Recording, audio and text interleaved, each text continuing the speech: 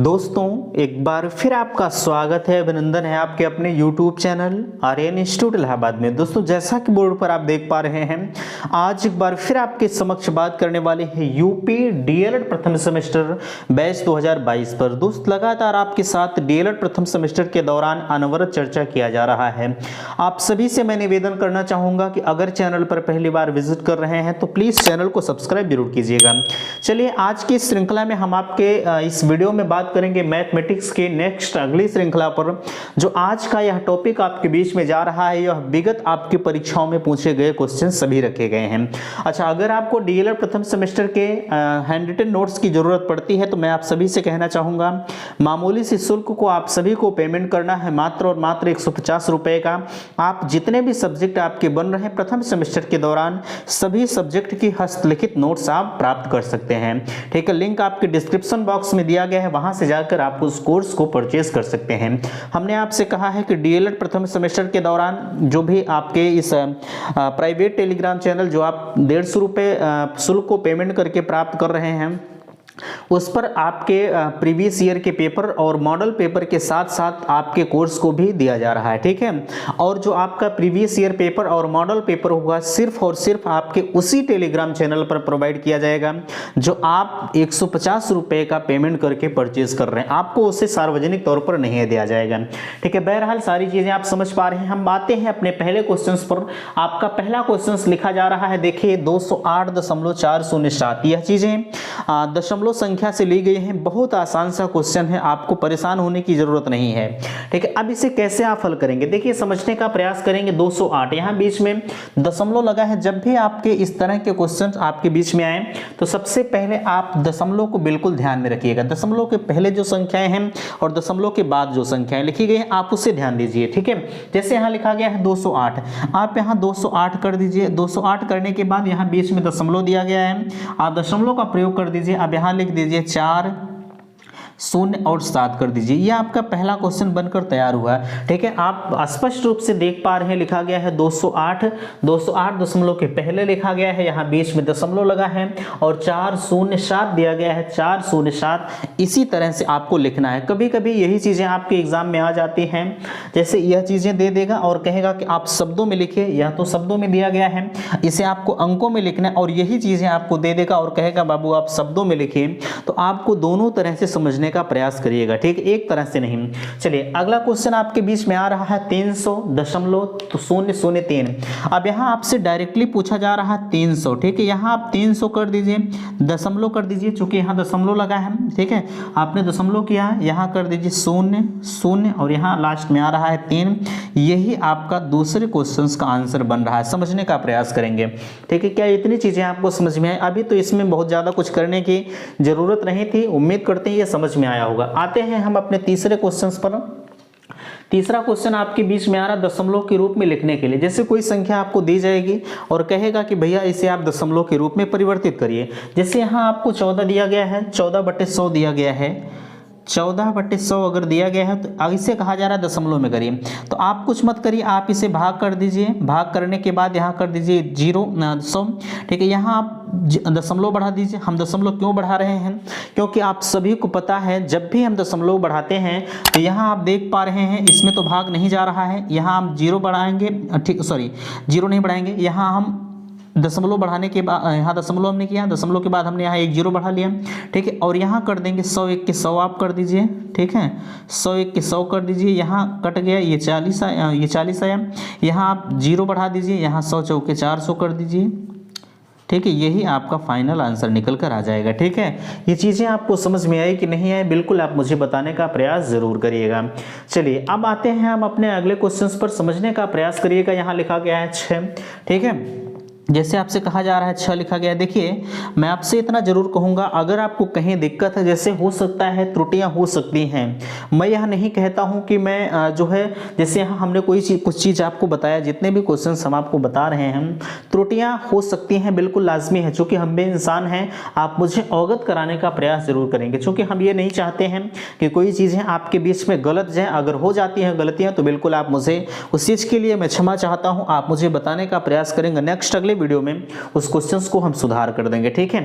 चलिए यहाँ आपसे कहा जा रहा है, आपसे 1000 से भाग करने के लिए कहा जा रहा है, यहाँ देखिए, ठीक है 1000। अब यहाँ हम पहला काम करेंगे, दशमलव बढ़ाएंगे, दशमलव बढ़ाने के बाद यहाँ 1 0 हमारा आ गया, ठीक है। जब 1 0 आया अब तो अभी तो भाग जा नहीं रहा है, अब यहाँ हम 1 0 बढ़ा देंगे, फिर यहाँ 0 बढ़ाएंगे, अभी भी हमारा भाग नहीं जा रहा है, तो यहाँ हम 1 0 और बढ़ाएंगे, फिर यहाँ 1 0 और बढ़ाएंगे, अब हमारा भाग चला जाएगा।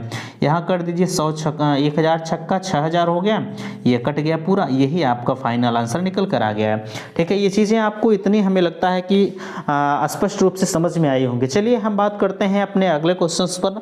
अगला क्वेश्चंस देखिए, आसान सा क्वेश्चन आपके बीच में आ रहा है, कुछ करने की जरूरत नहीं, हम यहाँ लिखेंगे, इरेज करते हुए चलेंगे। आप अगर नोट्स बना रहे हैं तो नोट्स बिल्कुल आप बनाते हुए चलिएगा, अगर नोट्स नहीं बना पा रहे हैं तो आप नोट्स को परचेज कर सकते हैं, लिंक आपके डिस्क्रिप्शन बॉक्स में दिया गया है। चलिए अगला क्वेश्चन आपके बीच में आ रहा है, देखिए कहा जा रहा है मोहन एक माला बनाने में 1/3 मिनट का समय लेता है, लगातार 1 घंटे में कितना माला बनाएगा। जैसे अगर हम आपसे बात करें, अगर आप जो है कोई काम कर रहे हैं, वह काम करने में आपको जो है एक घंटे लगता है, ठीक है। कोई काम कर रहे हैं, वह काम करने में आपको 1 घंटे लगता है, और वही काम लगातार अगर आप जो है 2 दिन करते रहें तो कितना लगेगा, ठीक है। ये सारी चीज़ें आप क्वेश्चंस के रूप में समझ पा रहे हैं। बहरहाल हम बात करते हैं अपने क्वेश्चंस पर। आपसे कहा जा रहा है मोहन एक माला बनाने में, जैसे अगर आप किसी अक्षर को लिख रहे हैं, जैसे हम मान लें आप इसे लिख रहे हैं, आपको इसे लिखने में, ठीक है, इसे लिखने में 2 मिनट का समय लगता है। एक अक्षर को लिखने में आपको 2 मिनट का समय लगता है, तो आप 5 अक्षर को कितने में लिखेंगे, तो 5 गुणे आप 2 कर दीजिए, आपको 10 मिनट लगेगा कि नहीं लगेगा, आप कहेंगे लगेगा। तो सेम क्वेश्चंस आपसे वही पूछा जा रहा है कि एक माला अगर आप बना रहे हैं तो 1/3 मिनट का समय लगता है, और लगातार वही माला आप 1 घंटे बनाएंगे तो कितना समय लगेगा, ठीक है। जैसे आप यहाँ समझने का प्रयास करेंगे, आपसे कहा जा रहा है एक माला बनाने में, ठीक है, एक माला आपको बनाने में कितना समय लग रहा है, 1/3 मिनट का समय लग रहा है, ठीक, 1/3 मिनट का समय लग रहा है। देखिए यह चीज़ें बिल्कुल शॉर्ट में आपको बताई जा रही हैं। आप विस्तृत रूप से जब भी आप क्वेश्चंस को परीक्षा में हल करेंगे तो बाबू उसे अच्छे से लिखेंगे, ठीक है। चलिए आगे हम बात करते हैं। जैसे अभी तक आपने देखा एक माला बनाने में 1/3 मिनट का समय लग रहा है, ठीक है, 1/3 मिनट का समय लग रहा है। अब बात करिए, देखा यहाँ कहा जा रहा है आपसे एक मिनट बराबर, ठीक है। अब ये मिनट में आपका दिया गया है तो जाहिर सी बात है आपको मिनट में परिवर्तन करना पड़ेगा, ठीक है, सॉरी 1 मिनट को आपको सेकंड में परिवर्तन करना पड़ेगा। यहाँ 1 मिनट बराबर 60 सेकंड होता है, ठीक है, 60 सेकंड। अब इस मिनट को हम सेकंड में परिवर्तन करेंगे, ठीक है। जैसे अगर चाहें इस मिनट को हम सेकंड में परिवर्तन कैसे करेंगे, आपको कुछ करने की जरूरत नहीं है, ठीक है। तो यहाँ कर दीजिए 1/3 गुणे आप 60 कर दीजिए, ठीक है। यहाँ कर दीजिए, ये आ गया आपका 20, और 20 × 1 = 20, ये क्या आया, 20 सेकंड आया। ये 20 सेकंड क्या आया, 20 सेकंड हमारा आया। जो एक माला 1/3 मिनट में बना रहा था, वही एक माला बनाने में 20 सेकंड लगा रहा है, ठीक है, 20 सेकंड। चाहे आप 20 सेकंड कहिए, चाहे आप 1/3 मिनट कहिए, दोनों बात हमारी एक ही होती। अब नीचे यहाँ आप लिख दीजिएगा एक माला बनाने में 20 सेकंड का समय लेता है, ठीक है, वही चीजें यहाँ लिखा गया है। चलिए अब अभी तक तो आप समझ गए, अगर एक माला बनाने में बाबू वह 20 सेकंड का समय लेता है तो जाहिर सी बात है कि वह कै माला बनाएगा कि 1 मिनट का समय लेगा। आप कहेंगे 3 माला बनाने में, 3 माला बनाने में उसे 20 गुणे 3 बराबर 60 मिनट का समय लेगा, ठीक है। 3 माला बनाने में वह कितना समय लेगा, आप कहेंगे 60 मिनट का समय लेगा। अब अगर, ठीक है, अगर वह 3 माला बनाने में 60 मिनट का, सॉरी 1 मिनट का सेकंड, 1 मिनट का समय ले रहा है, सॉरी क्षमा चाहते हैं, 1 मिनट का समय ले रहा है, ठीक है, 1 मिनट का समय ले रहा है। अब वह लगातार अगर 60 मिनट माला बना रहा है, ठीक है, अतः यहाँ लिख लेंगे, अतः 60 मिनट में कितना माला बना रहा है आपसे पूछा जाएगा, तो आप 60 कर दीजिए, वो यहाँ 3 कर दीजिए, यहाँ आपका 180 क्या आ जाएगा, 180 माला बनाएगा, ठीक है। यानी एक घंटे में कितना माला बनाएगा, 180 माला बनाएगा, ठीक है, ये चीज़ें आपको समझ में आई कि नहीं है, बिल्कुल आप मुझे ज़रूर बताइएगा। चलिए, हमने आपसे कहा, ध्यान दीजिएगा एक बार और, एक माला बनाने में 1/3 मिनट का समय लगता है। ठीक है, एक माला बनाने में 1/3 मिनट का समय लगता है। अब इस मिनट को हम सेकंड में परिवर्तन करेंगे तो यहाँ 1 मिनट बराबर हमारा 60 सेकंड होता है, तो इसलिए 1/3 × 60 बराबर हमारा 20 सेकंड आया। यही जो 1/3 मिनट है ये 20 सेकंड हम इसे कह सकते हैं, या 1/3 मिनट आप कहिए, जो भी आप कह सकते हैं कह दीजिए, कोई दिक्कत वहां नहीं है। चलिए, अब आता है 3 माला बनाने। अब यहाँ तो एक माला अगर वह 20 सेकंड में बना रहा है तो कै माला वह 1 मिनट में बनाएगा? आप कहेंगे 3 माला वह 1 मिनट में बनाएगा। उसे लगातार 60 मिनट माला बनाना है। ठीक है, तो लगातार 60 मिनट, अगर 1 मिनट में वह 3 माला बना रहा है तो 60 मिनट में कै माला बनाएगा? आप कहेंगे 180 माला बनाएगा। ठीक है, चलिए, ये चीज़ें आपको समझ में आई। साथ में नोट्स आप बनाते हुए चलिएगा, अगर आप नोट्स नहीं बना रहे हैं तो कोई बात नहीं। ठीक है, बट समझने का प्रयास जरूर करिएगा। आगे हम बात करते हैं, एक बर्तन को 14 सही 1/2 किलोग्राम आटा आता है। एक कोई बर्तन है, ठीक है, जैसे यह बर्तन आपका दिया गया है, इस बर्तन में कितना आटा आता है? 14 सही 1/2 किलोग्राम आटा आता है। ठीक है, अब ऐसे ही 18 बर्तन, जैसे इसी तरह से आप 18 बर्तन रखते हुए चले जाइए। ठीक है, 18 बर्तन में 14.5 किलो के हिसाब से कितना आटा आ जाएगा? ठीक है, अब इससे आसान तो क्वेश्चन हो नहीं सकता, आपसे स्पष्ट तौर पर कहा जा रहा है, समझने का प्रयास करिएगा। जैसे 5 बर्तन में अगर 20 किलो आटा आ रहा है, 5 बर्तन छोड़िए, जैसे अगर हम कहें 2 बर्तन आपके पास हैं, ठीक है, 2 बर्तन है, उसमें 5 किलो आटा आ रहा है। ठीक है, 5 किलो आटा आ रहा है, तो ऐसे ही आप 10 बर्तन में कितना आटा आएगा? तो आप कहेंगे 50 किलो आएगा। ठीक है, आप कहेंगे 50 किलो आएगा। जैसे 2 बर्तन में अगर 5 किलो आटा आ रहा है तो 10 बर्तन में 50 किलो आएगा। ये चीज़ें आप समझ पा रहे हैं, यही चीज़ें आपसे यहाँ कहा जा रहा है कि 14-14.5 किलो। इसे आप जब जो है बदलेंगे साधारण भिन्न में, ये तो मिश्र भिन्न में आपका दिया गया है। ठीक है, तो मिश्र भिन्न में जब भी आप बदलेंगे तो यह 14 दूनी 28 से 29 हो गया। ठीक, 29/2 हो गया। 29/2 आप इसे अच्छे से लिखने का प्रयास करेंगे। कैसे? देखिए, आप लिखेंगे एक बर्तन में जो है एक बर्तन में 14 सही 1/2 किलोग्राम आटा आता है।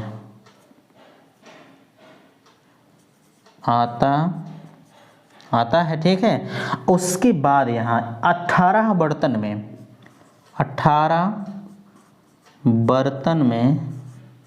आटा आएगा। ठीक है, 18 बर्तन में आटा कितना आएगा? आप यहाँ ध्यान दीजिएगा, अगर आपसे कहा जा रहा है कि 18 बर्तन में कितना आटा आएगा तो ध्यान दीजिएगा थोड़ा सा। 14 दूनी 28, 29/2 हो गया। यहाँ आप गुणे कर दीजिए, 18/1 कर दीजिए। ठीक है, 18/1 कर दीजिए और इसी को आप हल कर दीजिए, आपका फाइनल उत्तर निकल कर आ जाएगा। 18 दूनी 36 यहाँ हो गया। देखिए, जब भी आप 18 और 29 का गुणा करेंगे तो 18 दूनी 36 और 18 दूनी इसे आप गुणा कर दीजिए। देखिए, यहाँ 30 आप लिख सकते हैं। ठीक है, हमने गुणा का एक संवर्ग प्रगुण का नियम आपको बताया है। इधर आप 30 कर दीजिए। 30 करने के बाद आप 18 को माइनस कर दीजिएगा। कैसे? अगर आपने इस वीडियो को नहीं देखा है तो बिल्कुल पहले आप उस वीडियो को देखिए। ठीक है, तब जाके सारी चीजें आपको खुद ब खुद समझ में आ जाएंगे। बहरहाल यहाँ हम आपको गुणा करना नहीं सिखाएंगे, हम डायरेक्टली लिखेंगे। 18 और 29 का जब आप गुणा कर रहे हैं तो गुणा करने के बाद आपका 522 आएगा। ठीक है, 522 आएगा और यहाँ 2 का गुणा 1 में कर देंगे, यहाँ 2 आएगा। ये तो आपका एक आंसर निकल कर आया। ठीक है, अब यह तो आपका आंसर हो नहीं सकता, यह किलोग्राम में आएगा, यह चीज़ आप ध्यान दीजिएगा। ठीक है, अगर आपके एग्जाम में जैसे बहुविकल्पी क्वेश्चन अगर दिया गया है, बहुविकल्पी क्वेश्चंस के तहत ये भी एक ऑप्शन आपके बीच में हो सकता है और यह नहीं भी हो सकता है। क्यों नहीं हो सकता? क्योंकि यह आप 2 से इसे काट सकते हैं। जैसे अगर हम इसे 2 से काट दे रहे हैं, 2 दूना 4 हो गया, 2 छक 12, 2 1 के 2, 261 किलोग्राम। ठीक है, 261 किलोग्राम यह भी उत्तर, यानी एक क्वेश्चन के आपके 2 उत्तर निकल कर आ रहे हैं। ठीक है, 261 किलोग्राम भी आएगा और 522/2 किलोग्राम भी आएगा। आपकी मर्जी, आप अगर देखा जाए जो आपका फैक्ट उत्तर होगा ऊपर वाला होगा 261 किलोग्राम। यही चीज़ें आप हल करिएगा, ठीक है। चलिए हम आते हैं अपने अगले क्वेश्चंस पर। ये सारी चीज़ें आपको समझ में आ रही हैं कि नहीं आ रही हैं, बिल्कुल आप मुझे बताने का प्रयास ज़रूर करिएगा, ठीक है। चलिए क्वेश्चंस पर आप देख पा रहे हैं, अगला क्वेश्चन आपके बीच में रखा जा रहा है। जैसे यह आपके गाड़ी से संबंधित क्वेश्चन है, आपने गाड़ियां बहुत चलाई हैं। देखिए आपसे क्वेश्चन कहा जा रहा है कि एक स्कूटर 1 लीटर पेट्रोल में 28 किलोमीटर जाती है। जैसे आपकी ही गाड़ी है, अगर आप जब भी पेट्रोल डलवाते हैं तो आप उसे एवरेज को नापते हैं, हमारी गाड़ी 1 लीटर पेट्रोल में कितनी दूर जा रही है। तो कहा जा रहा है 1 लीटर पेट्रोल में अगर वह 28 किलोमीटर जा रही है तो 4 सहित 3/2 लीटर पेट्रोल में कितनी दूर जाएगी। यही आपको कंफ्यूज कर रहा है कि इसे हम आखिरकार कैसे निकालेंगे।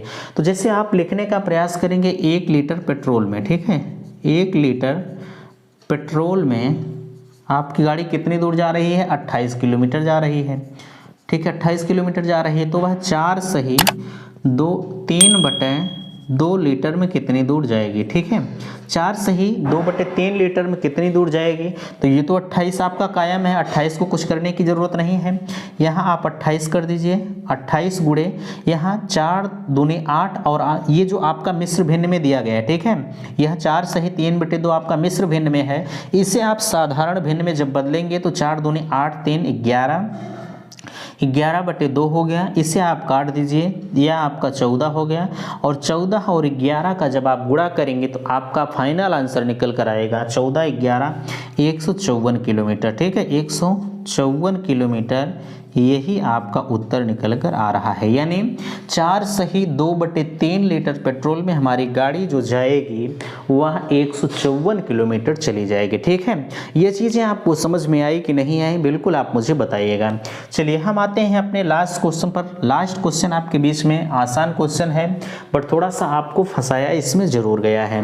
कहा जा रहा है एक व्यक्ति है, वह अपने वेतन का 1/4 भाग घर के खर्च में, यानी उसका जो भी वेतन है 10 रुपया वेतन है, 20 रुपया वेतन है, वह 1/4 भाग जो है वह अपने घर के खर्च में खर्च कर देता है। शेष अगला जो भाग है 1/10 भाग वह अपने बच्चों की शिक्षा पर खर्च करता है, ठीक है। तो उसके पास शेष कितना बचता है। जैसे अगर आप, जैसे हम मान लें आप 10 रुपया कमा रहे हैं, ठीक है, 10 रुपये में आप 2 रुपये जो है कहाँ खर्च कर रहे हैं, 2 रुपये अपने घर के खर्चों पर कर रहे हैं, यानी साग सब्जी ये सारी चीज़ें ला रहे हैं। उस 2 रुपये के बाद अगर उसी 10 रुपये में आप 2 रुपये कहीं और शिक्षा पर खर्च कर दे रहे हैं तो 4 रुपये खर्च हो गया। उस 4 रुपये अब पूछा जा रहा है आपसे, आप टोटल कितना खर्च कर रहे हैं या शेष आपका कितना बच रहा है, ठीक है। चलिए आगे हम आपसे ये चीज़ें आपको समझ में आ रही हैं कि नहीं आ रही हैं। अब यह कैसे आप हल करेंगे समझने का प्रयास करेंगे। देखिए इसमें आपसे कहा जा रहा है कि घर का खर्च, ठीक है, एक व्यक्ति अपने वेतन का 1/4 भाग घर के ऊपर खर्च करता है। आप लिखिएगा घर का खर्च बराबर, ठीक है, घर का खर्च बराबर आपका कितना है 1/4 है, ठीक है, 1/4 भाग है। आगे आपसे कहा जा रहा है शिक्षा का खर्च, ठीक है, 1/10 भाग है, शिक्षा का खर्च 1/10 भाग है। अब इसमें कहा जा रहा है, अब ये तो दोनों खर्चे आपके हो गए। अब आप जब ये दोनों खर्चे जब आपके हो गए तो आप इन दोनों को ऐड कर लीजिए, ठीक है, दोनों को जोड़ लीजिए। कुल खर्च बराबर आपका कितना है 1/4 और 1/10 को आप जोड़ लीजिए, ठीक है। जब आप 1/4 और 1/10 को आप किस प्रकार से जोड़ेंगे, हम जब फ्रैक्शन हल कर रहे थे तभी आपको ये सारी चीज़ें कंफर्म करवाया था कि आप फ्रैक्शन का जोड़ कैसे करेंगे, ठीक है। जैसे इन दोनों का जो हर है वो तो सेम है नहीं, अलग अलग सभी के हर दिए गए हैं, तो आप किस प्रकार से करेंगे आपको परेशान होने की ज़रूरत नहीं है। देखिए अगर आपके बीच में आ रहा इन दोनों को आप एलसीएम ले लीजिए। अगर आप एलसीएम मेथड से नहीं हल कर पा रहे हैं तब भी आपको परेशान होने की जरूरत नहीं, आप तिर्यक गुणा कर सकते हैं, ठीक है। लेकिन आप तिर्यक गुणा मत करिए, आप एलसीएम ही ले लीजिए। जब आप 10 और 4 का एलसीएम निकालेंगे तो हमें लगता है कि इसका एलसीएम आपका 20 आता है, ठीक है। एलसीएम आप कैसे निकालेंगे वो बाद में बताया जाएगा, आप फिलहाल के लिए क्वेश्चन समझिएगा। 20 आ जाएगा, 4 × 5 = 20 हो गया यहाँ, और 10 दूना 20 हो गया, ठीक है। 5 × 2 = 7 20 हो गया। ठीक है, 7 बटे कितना हुआ, 7 बटे आपका 20 हो गया। ये चीज़ें आपको समझ में आ रही हैं कि नहीं आ रही? 7 बटे 20 कहाँ से आ रहा है? यह 7 बटे 20 अपने वेतन का टोटल खर्च वह कर रहा है। ठीक है, जैसे हमने कहा आपसे 2 रुपया आप शिक्षा पर, 2 रुपये घर के खर्चे पर, तो 4 रुपया आप अपने वेतन का टोटल खर्च कर दे रहे हैं। कितना आपका बच रहा है? 10 रुपया आपका वेतन है, 4 रुपया खर्च कर दे रहे हैं, तो आपका 6 रुपया बच रहा है कि नहीं बच रहा है? आप कहेंगे बच रहा है। अब यहीं से सवाल हमारा खड़ा होता है। अगर मान लिया जाए कुल वेतन उसका, ठीक है, कुल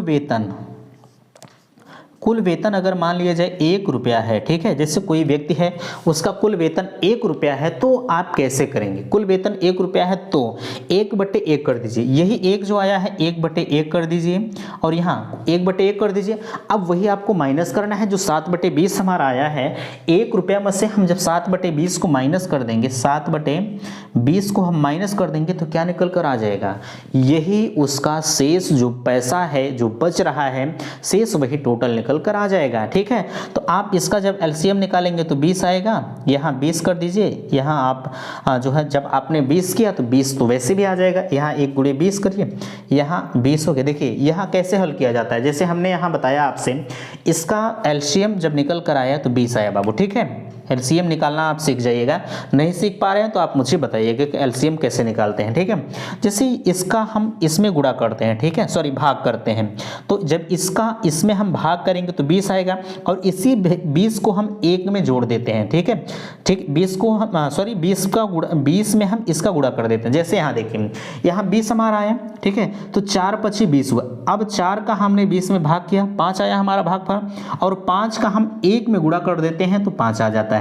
अब यहाँ देखिए 10 दूना 20, ये 10 का हमने 20 में भाग किया तो 2 हमारा आया। ठीक है, अब 2 का इसी 1 में हम भाग गुणा कर देंगे तो हमारा 2 आ जाता है। सेम वही कंडीशंस यहाँ भी फॉलो होते हैं। चलिए यहाँ आ जा रहा है, आप देख पा रहे हैं 20 1 20, और 20 1 20 1 हमारा भागफल है, 1 के बाद हम 7 में भाग कर देते हैं, 7 में गुणा कर देंगे तो ये हमारा 7 आ गया। यहाँ आ गया 13 बटे 20, यही उसका जो टोटल खर्च है, यानी उस 1 रुपये के अलावा जो अपने बच्चों की शिक्षा पर खर्च कर रहा है और घर के खर्चों पर कर रहा है, इन सभी को निकालने के बाद उसका जो टोटल पैसा बच रहा है वह टोटल पैसा 13 बटे 20 भाग अपना बचा लेता है।